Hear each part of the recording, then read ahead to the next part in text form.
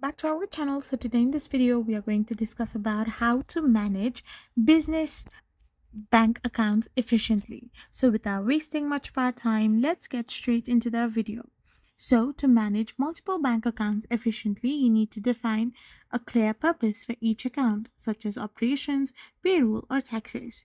You can simply use accounting software to integrate with your bank accounts. You can simply use these accounts for automated tracking and real-time cash flow monitoring.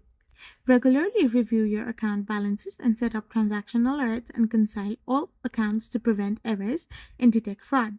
Finally, automate transfers where possible and consolidate or eliminate unnecessary accounts to simplify your financial picture and reduce fee.